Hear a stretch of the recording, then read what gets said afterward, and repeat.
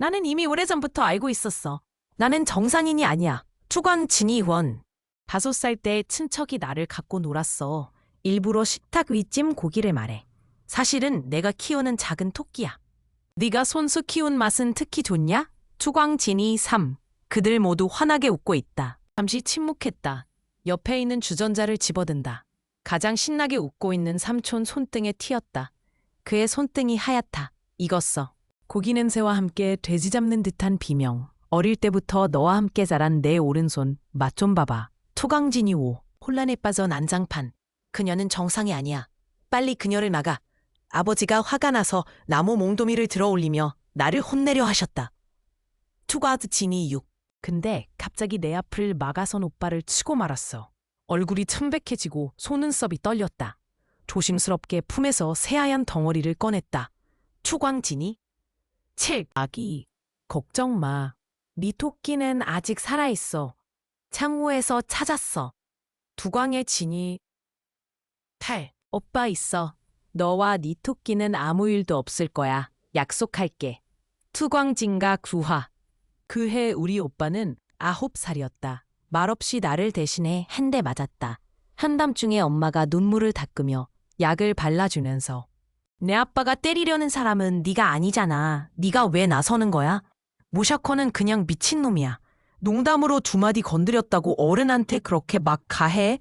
그건 농담이 아니야. 동생이 슬퍼할 거야. 문 밖에 서 있어. 조용히 듣고 있다. 엄마 말 때문에 마음속에 생긴 짜증과 폭력성, 오빠의 목소리에 이상하게도 마음이 가라앉았다. 그 후 10여 년간 내 성격이 점점 더 변덕스러워져. 부모님이 나만 보면 싫고 무서워. 오직 내 오빠 모시너만 둔한 로봇 같아. 자신이 보호해야 할 여동생이라고 굳게 믿고 있다. 자비롭게 모든 것을 포용했다. 만약 너희가 샤커에게 정상적인 성장 환경을 줬다면 그녀는 그렇지 않을 거야. 내 여동생은 항상 가장 착한 아이였어. 시스코는 봤다. 눈 뜨고 거짓말하는 건 처음 봤다. 모시너, 설마 네 여동생이 착한 거랑은 거리가 먼 거 아니야? 네 여동생은 진짜 착하다는 말이랑은 거리가 멀어. 그렇게 그녀를 방임해도 진짜 문제 없을까? 샤커는 내 친여동생이야. 좀 예뻐해주면 어때서? 투광진이? 내가 고3 때 2학년을 뛰어넘은 모신허가 대학을 졸업했다. 집안 회사 일을 조금씩 인수하기 시작했는데 업무가 복잡하네. 하지만 내일 그는 계속 나를 학교에서 집까지 데리러 와요. 그날 학교 일진이 나한테 고백하러 왔는데 결국 내가 때려서 복종시켰다. 기꺼이 내 부하가 됐어. 하교 후 그는 아첨하며 내 가방을 들어줬다. 보스님, 안녕히 가세요. 내일 뵙겠습니다. 차에 태워줘. 자기야, 연애 중이야? 지금 얘기하지 않는 게 좋겠어. 너는 고3이야. 지금이 가장 중요한 때야. 투광진이.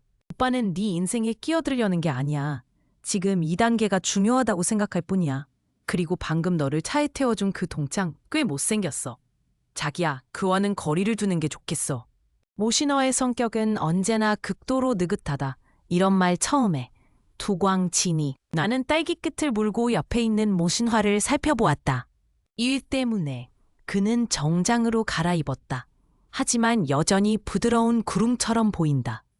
공격력 제로. 나는 항상 우리 오빠가 잘생겼다는 걸 알고 있었어. 백자처럼 하얀 피부에 관절과 뒷불엔 분홍빛이 감돌아. 고개를 숙일 때 가는 머리카락이 뒷목을 스치며 푸른 핏줄이 드러난다. 어릴 적 키우던 그 토끼랑 꼭 닮았어. 그건 내가 8살 때 죽었어. 내가 그걸 묻을 때 눈물 한 방울도 안 흘렸는데 오히려 옆에서 형이 엄청 울더라. 왜냐고 물어봤어. 아기야, 오빠는 네가 사실 많이 힘들다는 걸 알아. 넌 그걸 제대로 표현하지 못할 뿐이야. 투광의 진위. 가슴속에 그 이상한 짜증과 열기가 또 올라왔다. 오빠, 평생 내 오빠로 있어줄 거야? 물론이지. 부모님은 진작 나를 피하셨고 내가 대학 갈 땐 모신어가 배웅해줬어. 20살 생일 전날 갑자기 모신어가 나를 취하고 있는 걸 발견했다. 근데 그가 나를 속였어. 학교에 와서 그가 처음 한 일. 그냥 근처에 집을 하나 샀어. 그래서 자기야 기숙사에서 불편하게 지내거나 룸메이트랑 안 맞을까봐 걱정 안 해도 돼. 세심하게 생각했어. 하지만 나는 이미 오랜 성장 과정에서 위장하는 법을 배웠다. 사람들이 나를 완전히 믿게 하는 법을 배웠어. 그냥 모신아한테 보호받는 기분이 좋아. 엄마 말이 맞아. 난 정상이 아니야. 내 생명이 실처럼 모신아에게 얽혀 있어. 그가 움직이지 않으면 나는 순하게 엎드려 있어. 그는 반드시 넓게 생각하며 싸울 것이다. 내가 그의 피부를 베어 가르고 그의 피와 살 속으로 영원히 스며들 것이다. 오빠는 내 거야.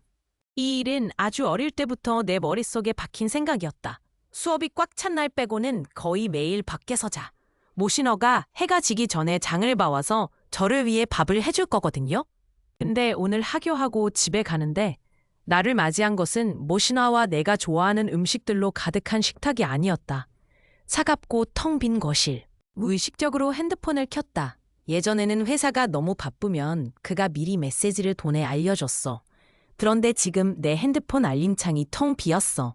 채팅 화면이 아직 3일 전에 멈춰 있어. 모신화가 계속 답이 없어. 그의 비서에게 전화했어. 우리 형 어디 있어? 그는 우물쭈물하며 딴소리만 했다. 아니면 직접 만나서 얘기하자. 그의 비서도 나를 무서워해. 내 말을 듣고 그는 잠시 망설이다가 바로 모신화의 행방을 말했다. 투광진이, 모 사장님은 일부러 당신을 뵈러 안 돌아간 거 아니에요. 그냥 오늘 비즈니스 만찬이 있고 마침 중요한 거래건도 있어서 말인데 이제 네가 나한테 설명할 차례야?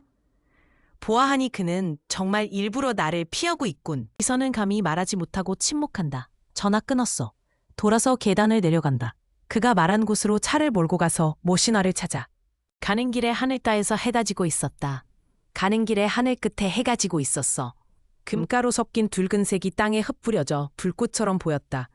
왠지 모르게 갑자기 몇 년 전이 떠올랐어. 그때 나는 막 14살이 되었어.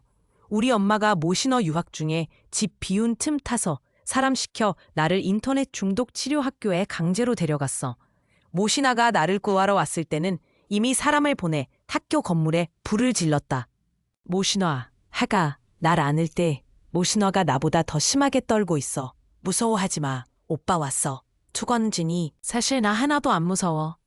그렇게 부드럽게 달래는 목소리였는데도 왠지 모르게 눈물이 한 방울 떨어졌다. 오빠 나를 잘 지켜줘. 응, 오빠가 약속할게. 이런 일은 다시는 절대 없을 거야. 추광진이. 나는 흐뭇하게 입가를 올렸다. 불길이 내 눈동자에 춤춘다. 엄마가 모신어 뒤에 웅크리고 있는 걸 봤어. 극도로 놀라며 나를 바라본다. 무슨 악마 보듯이. 막신화는 네 여동생이 아니야. 그녀는 요괴야. 불은 바로 그녀가 지른 거야. 무법천지. 가둬서 교육을 안 시키면 앞으로 누가 그녀를 감당하겠어? 빛을 통한 진이. 그녀에게 필요한 건 훈육이 아니야. 투광진이. 모신어폰에 웅크려 진승처럼 냄새를 맡았다. 그는 좋은 냄새가 나는데 따뜻하고 깨끗한 향이 나. 다른 사람이랑은 완전 달라. 원래 그는 유학 준비로 연수를 갔었다. 하지만 그 후로 모신어는 생각을 바꿨다.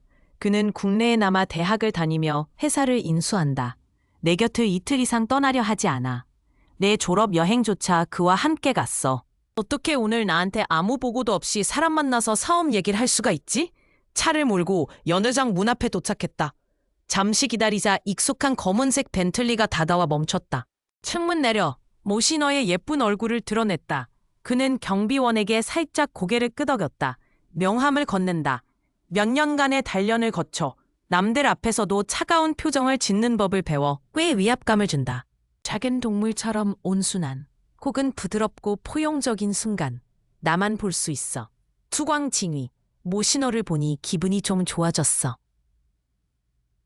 다음 순간 뒷좌석 창문도 따라서 내려간다. 아름다운 여자의 얼굴이 드러났다.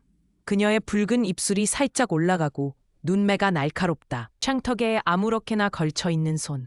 모신어와 똑같은 반지를 끼고 있다. 머릿속이 쿵 하고 울렸다. 백지.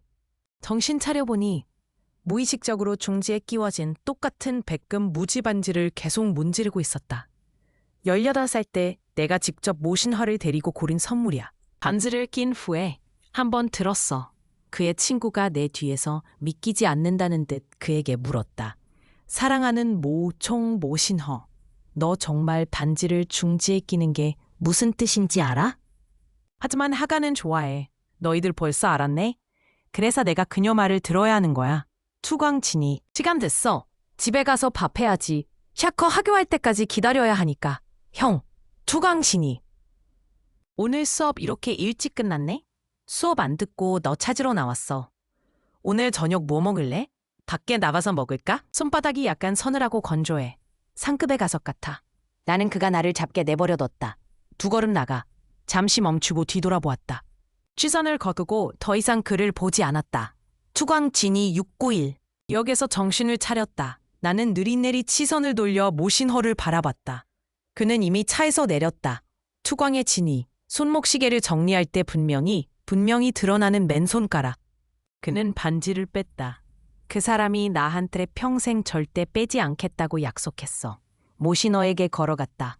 그 소리에 몸이 얼어붙었다. 여기까지 나를 찾으러 오다니 얼른 집에 가자. 투광진이 65. 양복에 감싸인 몸이 크고 늠름하다. 뒤돌아보지 않아. 어깨 너머로 간신히 그의 딱딱하게 굳은 옆벌구를 포착할 수 있었다. 그가 나를 피하고 있어. 아직 저녁 안 먹었는데 배고파. 이게 샤커지? 네 여동생? 배고프니까 그냥 데리고 들어가서 뭐 좀 먹는 게 낫겠다. 중지에 낀 백금 반지가 가로등 불빛을 반사한다. 눈이 따가워서 아파. 그녀는 들어갈 수 없어. 샤커, 집에 가자. 샤오 비서한테 네 거 배달시켰어. 투광진이 앞으로 한동안 좀 바쁠 거야. 아마 돌아가서 같이 있어줄 시간이 없을 것 같아. 그가 이 말을 마치고 몸 잘 챙기세요. 그는 시선을 거두고 더 이상 나를 쳐다보지 않은 채 큰 걸음으로 연회장 안으로 걸어갔다. 잘 들어. 슬퍼하지 마. 오빠 보고 싶으면 언제든 연락해. 투광진이 슬퍼? 슬픔보다 내 심장을 더 가득 채우는 감정들은 마치 초조, 분노, 그리고 흥분. 모신어가 드디어 우리 엄마 말을 인정했다. 내가 정상이 아니라고 생각해서 나를 멀리하려는 거야? 그럼 내가 당연히 그를 영원히 내 곁에 머물게 할 수 있는 거야? 집에 돌아왔다. 방 안은 캄캄하다. 모신어가 사흘째 돌아오지 않아. 베개에 남아있던 그의 향기도 다 사라졌다. 그냥 기숙사로 돌아갔다. 이틀 동안 수업이 없네. 오늘 너 오빠랑 놀러 나가야 하는 거 아니야? 보고 싶으면 안 돼? 세상의 눈이 일제히 커졌다. 충격에 휩싸인 얼굴. 농담이야. 샤오커 왜 그래? 누가 널 화나게 했어? 투광진이.